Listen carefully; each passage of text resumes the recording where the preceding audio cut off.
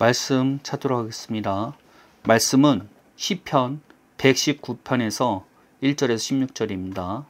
시편 119편 1절에서 16절까지. 시편 119편 1절에서 16절까지 다 찾으셨으면 제가 낭독하도록 하겠습니다. 행위가 온전하여 여호와의 율법을 따라 행하는 자들은 복이 있으며 여호와의 증거들을 지키고 전심으로 여호와를 구하는 자는 복이 있도다. 참으로 그들은 불의를 행하지 아니하고 주의 도를 행하는도다. 주께서 명령하사 주의 법도를 잘 지키게 하셨나이다. 내 길을 굳게 정하사 주의 율례를 지키게 하소서. 내가 주의 모든 계명에 주의할 때에는 부끄럽지 아니하리이다. 내가 주의 의로운 판단을 배울 때에는 정직한 마음으로 주께 감사하리이다. 내가 주의 율례들을 지키오리니 나를 아주 버리지 마옵소서. 청년이 무엇으로 그의 행실을 깨끗하게 하리이까? 주의 말씀만 지킬 따름이리이다. 내가 전심으로 주를 찾아싸우니 주의 계명에서 떠나지 말게 하소서. 내가 주께 범죄하지 아니하려 하여 주의 말씀을 내 마음에 두었나이다. 찬송을 받으실 주 여호와여, 주의 율례들을 내게 가르치소서. 주의 입의 모든 규례들을 나의 입술로 선포하였으며 내가 모든 재물을 즐거워함 같이 주의 증거들의 도를 즐거워하였나이다. 내가 주의 법도들을 작은 소리로 읊조리며 주의 길들에 주의하여 주의 율례들을 즐거워하며 주의 말씀을 잊지 아니하리이다. 아멘. 시편 저자도 가장 작은 자로 만드는 하나님의 나라라는 제목으로 말씀을 선포하고자 합니다. 본문에 나오는 시편 저자의 고백은 아름답기까지 합니다. 하나님의 구원을 바라는 그의 신실함과 하나님께 국률하게 보이기 위한 그의 노력은 아주 인상이 깊습니다. 뿐만 아니라 선한 하나님의 말씀을 묵상하며 그 길에서 벗어나지 않고자 하는 그의 모습은 경외감이 듭니다. 정말 아름다운 신앙인의 자세라 말할 수 있겠습니다.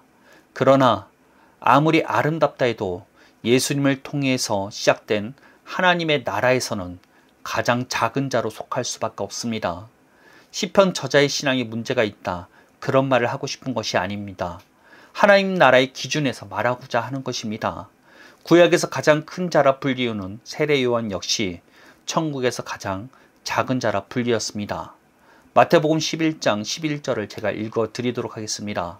내가 진실로 너희에게 말하노니 여자가 낳은 자 중에 세례 요한보다 큰 이가 일어남이 없도다. 그러나 천국에서는 극히 작은 자라도 그보다 크니라. 도대체 이게 무슨 말인가 하는지 모르실 수 있겠습니다. 시편 저자와 세례 요한이 하나님의 나라에서 가장 작은 자라니 말입니다. 이는 우리가 맺은 새 언약 그리고 새 언약을 통해서 시작된 하나님의 나라에 대해서 알게 되면 이해가 가능할 것입니다. 새 언약이 있기 전에는 구언약이 있었습니다. 구언약은 하나님과 이스라엘 백성이 맺은 언약이었습니다. 이 언약의 내용은 하나님께서 이스라엘의 하나님이 되어주시고 이스라엘은 하나님의 백성이 되는 것이었습니다. 그리고 이 언약이 유지되는 조건으로서 율법을 지켜 행하는 것이었습니다. 그러나 이 구언약에는 치명적인 약점이 있었습니다. 그것은 선한 것에 대해서 말하고 제시할 수는 있었지만 우리가 선한 삶을 살게 하는 능력을 제공하지는 않았다는 것입니다. 그렇게 바울은 율법은 선한 것이지만 자신은 육신에 속하여 죄 아래 팔렸다고 말합니다. 로마서 7장 10에서 14절 말씀입니다. 이로 보건대 율법은 거룩하고 계명도 거룩하고 의로우며 선하도다. 그런즉 선한 것이 내게 사망이 되었느냐? 그럴 수 없느니라. 오직 죄가 죄로 드러나기 위하여 선한 그것으로 말미암아 나를 죽게 만들었으니 이는 계명으로 말미암아 죄로 심히 죄되게 하려 함이라. 우리가 율법은 신령한 줄 알거니와 나는 육신에 속하여 죄 아래 팔렸도다. 그러나 이러한 구언약과는 다르게 새 언약은 다르다는 것입니다. 새 언약은 선한 것을 말할 뿐 아니라 우리가 선한 삶을 살 수 있는 능력을 제공하겠다는 것입니다. 에스겔서 36장 26에서 27절은 이와 같이 예언합니다.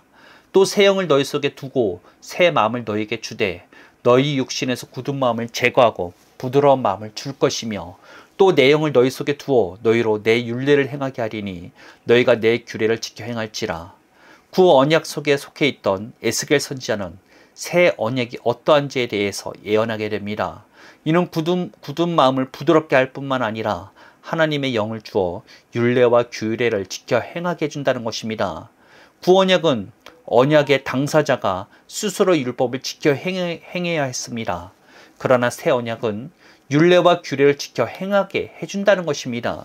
이는 우리가 새 언약 안에 들어가면 모든 율법을 문자 그대로 완벽하게 지키게 될 것이라는 의미보다는 율법의 본래 목적인 하나님의 뜻대로 살게 될 것이란 말로 해석해야 합니다. 본래 율법이 주어진 목적 자체가 사랑을 위해서였습니다. 한 율법 교사와 예수님의 대화 안에 이러한 사실은 잘 드러납니다. 마태복음 22장 36에서 38절 말씀을 읽어드리도록 하겠습니다.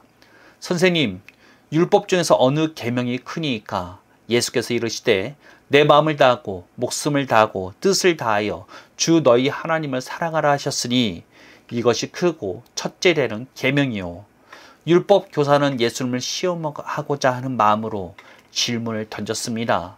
이에 예수님께서는 율법이 주어진 본래 목적을 말씀해 주십니다. 그것은 마음을 다하고 목숨을 다하고 뜻을 다하여 하나님을 사랑하는 것이었습니다. 이것이 율법이 주어진 목적이었습니다. 하나님께서 이스라엘 백성에게 율법을 주신 이유는 사랑 때문이지 그들을 올가매려는 목적이 아니었다는 것입니다. 그러나 이미 죄인이었던 그들에게 있어서 하나님의 말씀이 그들을 자유하지 못하게 할 뿐만 아니라 그래서 예수님이 필요하게 되신 것입니다. 독생자 되신 예수님께서 인류의 모든 죄를 대신하여 지심으로써 이를 믿는 이에게 새로운 기회를 제공하게 되는 것입니다. 모든 죄가 사여질 뿐만 아니라 새롭게 태어나게 만들어버린 것입니다. 죄는 그 사람이 살아있을 때까지만 죄를 물을 수 있습니다. 죽어버리면 더 이상 그 죄를 물을 수 없다는 것입니다. 이와 같이 예수님을 통해서 우리는 죄에 대해서 죽어버리고 의에 대하여 산자가 되어버린 것입니다. 우리는 이제 새로운 존재로서 살 기회가 생긴 것입니다. 타락전 아담이 하나님과 교통하고 그 인도함을 받게 된 것과 같이 말입니다. 그렇게 예수님께서는 이 땅에서 사역하셨을 때 가장 먼저 선포하시고 가장 많이 선포하신 메시지가 하나님의 나라가 시작되었다는 것입니다. 이는 죽으면 가게 될 하나님의 나라가 개장되었다 이런 말이 아닙니다. 하나님의 통치가 이 땅에서 다시 시작되었다는 말입니다. 이스라엘 백성들은 이러한 예수님의 선포에 다윗 왕과 같은 왕이 다스리는 나라가 시작될 것이라 생각했을 것입니다. 로마의 식민 통치에서 벗어나게 하고 이스라엘을 다시 부강하게 만들 그런 왕이 다스리는 나라로 말입니다. 그러나 하나님의 나라는 그런 것이 아니었습니다. 눈에 보이는 것이 아닌 우리 안에 있는 것이라는 것입니다. 누가복음 17장 20에서 21절 말씀을 읽어드리도록 하겠습니다. 바리새인들이 하나님의 나라가 어느 때에 임하니까 묻거늘 예수께서 대답하여 이르시되 하나님의 나라는 볼 수 있게 임하는 것이 아니요 또 여기 있다 저기 있다고도 못하리니 하나님의 나라는 너희 안에 있느니라. 하나님의 나라는 하나님께서 통치하는 영역이라 생각하셔야 합니다. 예수님께서 우리를 위해 십자가를 지심으로써 우리의 죄를 대신 지시게 됩니다. 이로 인해 우리는 무죄가 되었고 이를 통해 성령 하나님께서 우리 안에 내주하시게 됩니다. 이는 우리로서 새로운 존재로서 다시 태어나게 만드는 일이었습니다. 이는 타락전 아담과 같은 상태로 우리를 만들어주는 것이었습니다. 아담이 하나님과 동행하며 하나님의 인도함을 받게 되는 것처럼 우리도 그게 가능하게 되는 것입니다. 그렇게 성경은 하나님의 나라가 시작되었다고 합니다. 하나님께서 다시 우리를 통치하실 수 있게 된다는 것입니다. 그런데 이러한 하나님의 통치를 받는데 조건이 있습니다. 그것은 믿어야 한다는 것입니다. 이는 예수님을 인정하고 받아들이는 믿음 정도를 말하는 것이 아닙니다. 하나님의 말씀대로 우리의 사고체계까지 바꿔야 한다는 것입니다. 그렇게 예수님께서는 하나님의 나라를 선포하실 때 회개할 것을 선포하셨습니다. 이 회개라는 단어는 우리는 일반적으로 죄에서 돌이키다 라고 생각들을 합니다. 그런데 예수님께서 선포하신 회개라는 단어는 메타노이아라는 단어였습니다. 이는 생각을 변화시키다 라는 선포였습니다. 즉 하나님의 말씀대로 우리의 생각 자체를 바꿔야 한다는 것입니다. 그런데 이런 메타노이아에서 메타가 쓰이는 단어는 그냥 바꾸는 수준, 변화의 수준을 말하는 것이 아닙니다. 메타가 형태를 뜻하는 몰포시스와 합치면 메타몰포시스라는 단어가 됩니다. 이런 형태의 변화를 넘어서서 애벌레가 나비로 바뀌는 변화를 뜻합니다. 즉 우리의 생각을 단순히 변화시키는 것을 넘어서서 새롭게 태어나게 해야 한다는 것입니다. 그런 사람들이 하나님의 통치와 다스림 안으로 들어가게 되는 것입니다.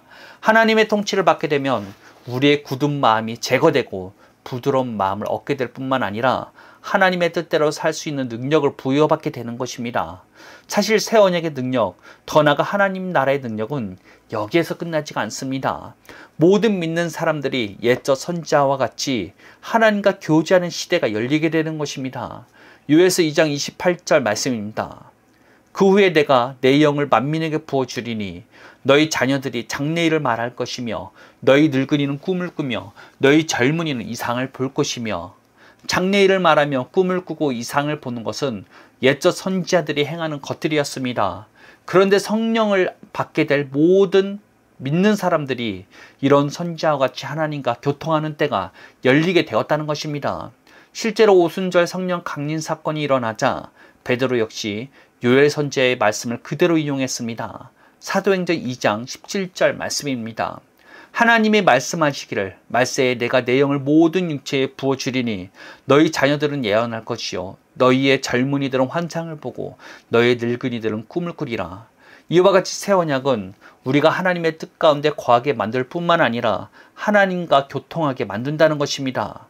그리고 더 나아가 하나님의 통치가 이 땅 가운데 이루어지도록 우리를 사용하시게 된다는 것입니다. 하나님의 독생자 예수를 통해서 이 땅에 구원의 희망을 전달하신 것처럼 우리를 사용하신다는 것입니다. 그런데 아무 능력 없이 우리를 보내시지 않으셨습니다. 예수님께서 하신 일들을 우리도 하게 될 것이란 것입니다. 요한복음 14장 12절 말씀을 읽어 드리겠습니다. 내가 진실로 진실로 너에게 이르노니 나를 믿는 자는 내가 하는 일을 그도 할 것이요 또한 그보다 큰 일도 하리니 이는 내가 아버지께로 감이라. 실제로 예수님의 제자들 역시 예수님의 승천 후 예수님께서 행하신 일들을 그대로 행하였습니다. 이것이 우리가 받은 새 언약의 실체이며 하나님 나라의 실체라는 것입니다. 아름다운 신앙의 자세 정도로 이런 하나님의 통치 안에 들어갈 수도 누릴 수도 없다는 것입니다. 내가 노력해서 하나님께 간구하고 내가 노력해서 하나님의 뜻 가운데 살기 위해서 말씀을 묵상하는 것으로서는 사람들 앞에서 칭찬받을 수 있을지 모르겠지만 하나님 나라의 가장 작은 자보다 작은 자라는 말을 들을 수밖에 없다는 것입니다. 저는 솔직히 사람들에게 아름답게 보이는 신앙인으로서 그 하나님 나라에 들어가지 못하게 신앙인으로서는 그 하나님의 나라에 들어가지 못할 수도 있다는 생각까지 할 정도입니다. 하나님의 나라는 오직 믿음으로만 취할 수 있습니다. 하나님의 말씀대로 자신의 죽음을 받아들여야만 합니다. 하나님의 말씀대로 자기가 여전히 생각하고 판단하고 있어도 부인해 버려야 합니다. 하나님의 말씀대로 새로운 피조물로서 하나님의 자녀로서 생각할 수 있어야 합니다. 이것이 새 언약이 요구하는 믿음이라는 것입니다. 메타노이아가 임하게 되는 것입니다. 새로운 피조물로서 또는 하나님의 자녀로서 그리고 하나님의 말씀대로 우리의 생각을 완전히 바꿔버려야 한다는 것입니다. 그럴 때 우리에게 하나님의 나라가 그리고 하나님 나라의 능력을 우리가 누릴 수 있게 되는 것입니다. 내가 하나님의 뜻대로 살려고 애쓰는 삶에서 사라지는 삶으로 바뀌게 되는 것입니다. 먼 곳에만 있는 것 같은 하나님과 이제는 교통하며 교제하는 것이 가능해지게 되는 것입니다. 예수님과 제자들과 같이 하나님의 뜻을 이루는 삶이 우리들도 가능해지게 되는 것입니다. 이를 취하시길 바랍니다. 사람들에게 칭찬받는 아름다운 신앙을 이제는 벗어버리고 하나님의 나라로 들어오시길 바랍니다. 말씀대로 말하고 행동함으로써 이를 취할 수 있습니다. 우리의 사고관을 약속대로 바꿔야 합니다. 이는 콩으로 매주를 썬다 해도 믿는 것처럼 믿어야 합니다. 우리의 현실과 우리의 생각을 부인해버리고 말씀을 붙잡으시길 바랍니다. 왜냐하면 우리의 판단으로 보는 현실은 말씀과 반대이기 때문입니다. 여전히 죄의 지배 아래 놓인 것 같고 하나님과 멀리만 있게 느껴지는 것이 우리의 판단으로 보는 현실이라는 것입니다. 그러나 하나님의 판단으로 보는 현실은 우리의 판단과 반대라는 것입니다. 우리는 죄의 지배 아래에서 자유함을 받았으며 우리는 하나님의 자녀로서 하나님의 사랑과 관심을 받고 있는 존재라는 것입니다. 하나님의 판단으로 현실을 바라보는 훈련을 해야 합니다. 그것은 말씀대로 말하는 삶, 묵상하는 삶만이 가능하다는 것입니다. 이는 내가 말씀을 지키기 위해서 묵상하는 것과 다릅니다. 말씀대로 생각하고 사고하기 위해서 말씀을 묵상하라는 것입니다. 묵상이란 매번 말씀드리지만 곰곰이 생각하는 것 그런 게 아닙니다. 진짜 성경에서 말하는 묵상은 중얼중얼거리며 입에서 떨어지지 않게 하는 것입니다. 묵상함으로 새로운 의식을 소유하시길 바랍니다. 말씀 의식은 우리의 고백을 통해서 만들어지게 되어 있습니다. 믿음이 없다고 자책할 이유가 없습니다. 우리는 그냥 말씀대로 말하고 심으면 되는 것입니다. 그러면 믿음은 하나님께서 채워주시게 되어 있다는 것입니다. 믿기지 않아도 일단 말씀대로 말하고 심어보시길 바랍니다. 반드시 결실을 맺게 될 것입니다. 복음이 가지고 있는 능력을 점차 경험할 수 있게 될 것입니다. 사람들에게 아름다워 보이는 신앙을 넘어서서 하나님 나라의 통치 안으로 들어가시기를 축복하겠습니다. 우리의 모두에게 열린 이 길을 걸으시길 바랍니다. 이 길은 좁고 협사나 능히 우리를 구원으로 이끌 것입니다. 기도하겠습니다. 하나님 감사합니다. 하나님의 말씀을 허락하시고 깨닫게 하여 주신 것 주님의 은혜입니다. 이 말씀을 듣는 모두가 하나님의 말씀을 통해서 자유함을 얻고 하나님의 통치 안에 들어갈 수 있기를 바랍니다. 하나님, 우리가 한 주 동안 살아가는데 힘을 허락하여 주시고 하나님의 통치가 무엇인지 날마다 경험하며 날마다 자기를 부인하는 우리를 될 수 있도록 이끌어 주옵소서. 우리의 입에서 주님의 약속들이 끊이지 않게 묵상할 수 있는 힘을 허락하여 주시고 묵상함으로써 새로운 의식, 하나님 말씀 의식이 새롭게 경험되어질 수 있도록 주님 저희들에게 복을 허락하여 주옵소서. 우리에게 복된 이 소식과 은혜를 허락하여 주신 주님께 감사드리며 예수님의 이름으로 기도합니다. 아멘.